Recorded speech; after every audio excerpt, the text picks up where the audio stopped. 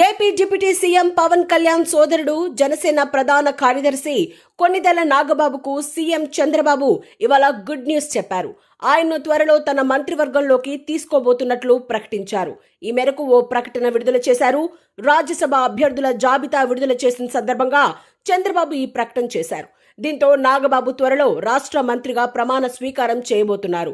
ఆ తర్వాత ఆయనకు ఎమ్మెల్సీ సీటు కేటాయించే అవకాశం ఉంది. జనసేన ప్రధాన కార్యదర్శిగా, పార్టీ వ్యవస్థాపక సభ్యుడిగా కూడా ఉన్న కొన్నిదెల నాగబాబు గత ఎన్నికల్లో కూటమి విజయం కోసం చురుగ్గా పనిచేశారు.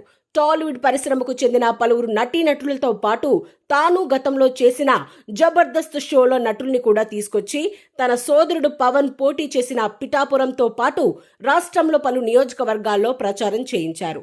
అంతేకాదు మెగా కుటుంబ హీరోల్ని కూడా తీసుకొచ్చి ప్రచారం చేయడం, వారిని సమన్వయం చేయడంలో నాగబాబు కీలకంగా వ్యవహరించారు. దీంతో కొత్త ప్రభుత్వంలో ఆయనకు కీలక పదవి దక్కడం ఖాయమని అప్పట్లోనే అనుకున్నారు. ఇప్పుడు దాన్ని నిజం చేస్తూ సీఎం చంద్రబాబు ఆయన్ను కేబినెట్ లో తీసుకుంటామని చెప్పడంతో ఒకే ప్రభుత్వంలో ఇద్దరు మెగా బ్రదర్స్ మంత్రులుగా పనిచేయబోతున్నట్లయింది. AP deputy CM Pawan Kalyan సోదరుడు జనసేన ప్రధాన కార్యదర్శి కొన్నిదెల నాగబాబుకు సీఎం చంద్రబాబు ఇవాళ గుడ్ న్యూస్ చెప్పారు.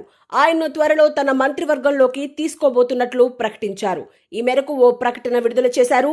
రాజ్యసభ అభ్యర్థుల జాబితా విడుదల చేసిన సందర్భంగా చంద్రబాబు ఈ ప్రకటన చేశారు. దీంతో నాగబాబు త్వరలో రాష్ట్ర మంత్రిగా ప్రమాణ స్వీకారం చేయబోతున్నారు.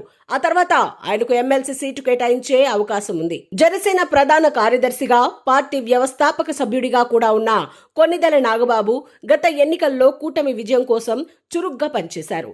టాలీవుడ్ పరిశ్రమకు చెందిన పలువురు నటీనటులతో పాటు తాను గతంలో చేసిన జబర్దస్త్ షోలో నటుల్ని కూడా తీసుకొచ్చి తన సోదరుడు పవన్ పోటీ చేసిన పిఠాపురంతో పాటు రాష్ట్రంలో పలు నియోజకవర్గాల్లో ప్రచారం చేయించారు. అంతేకాదు మెగా కుటుంబ హీరోల్ని కూడా తీసుకొచ్చి ప్రచారం చేయడం, వారిని సమన్వయం చేయడంలో నాగబాబు కీలకంగా వ్యవహరించారు. దీంతో కొత్త ప్రభుత్వంలో ఆయనకు కీలక పదవి దక్కడం ఖాయమని అప్పట్లోనే అనుకున్నారు. ఇప్పుడు దాన్ని నిజం చేస్తూ సీఎం చంద్రబాబు ఆయన్ను కేబినెట్ లో తీసుకుంటామని చెప్పడంతో ఒకే ప్రభుత్వంలో ఇద్దరు మెగా బ్రదర్స్ మంత్రులుగా పనిచేయబోతున్నట్లయింది.